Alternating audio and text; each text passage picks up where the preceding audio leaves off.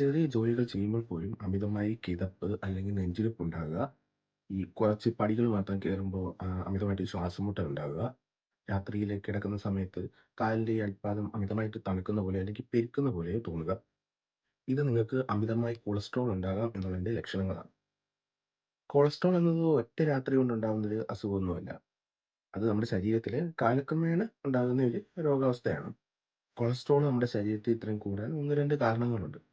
ഒന്ന് നമ്മുടെ കരൾ അല്ലെങ്കിൽ ലിവറാണ് ഈ കൊളസ്ട്രോൾ ഉണ്ടാക്കുന്നത് നമ്മുടെ ശരീരത്തിലോട്ട്.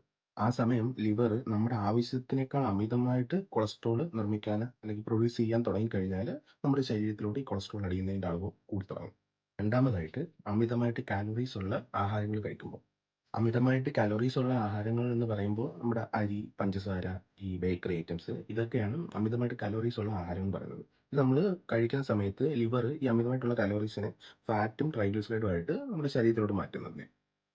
മൂന്നാമതായിട്ട് പറയുകയാണെന്നുണ്ടെങ്കിൽ സെഡൻറ്ററി ലൈഫ് സ്റ്റൈൽ, അതായത് ഈ ഇരുന്ന് മാത്രം ജോലി ചെയ്യുന്നവർ, അധികം വ്യായാമമൊന്നും ചെയ്യാത്തവർ, അങ്ങനെയുള്ളവർക്ക് ഈ കൊളസ്ട്രോൾ നമ്മുടെ ശരീരത്തിൽ ബിൽഡപ്പ് ആയിക്കൊണ്ടേയിരിക്കും.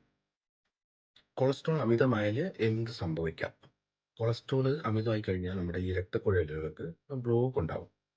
രക്തക്കുഴലുകൾക്ക് ഈ ബ്ലോക്ക് ഉണ്ടായി കഴിഞ്ഞാൽ നമുക്ക് ബിപി കൂടാം, സ്ട്രോക്ക് വരാം, അതേപോലെ തന്നെ ഹാർട്ട് അറ്റാക്ക് വരാം, അതേപോലെ തന്നെ ജീവന് ഹാനിയാകാവുന്ന പല പല കണ്ടീഷനിലോട്ട് നമ്മൾ പോകാം.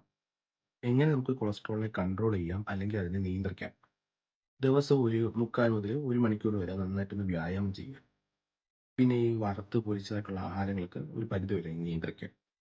കഴിവതും ആഹാരത്തിൽ ഈ പഞ്ചസാരയുടെ അളവൊന്ന് കുറയ്ക്കുക.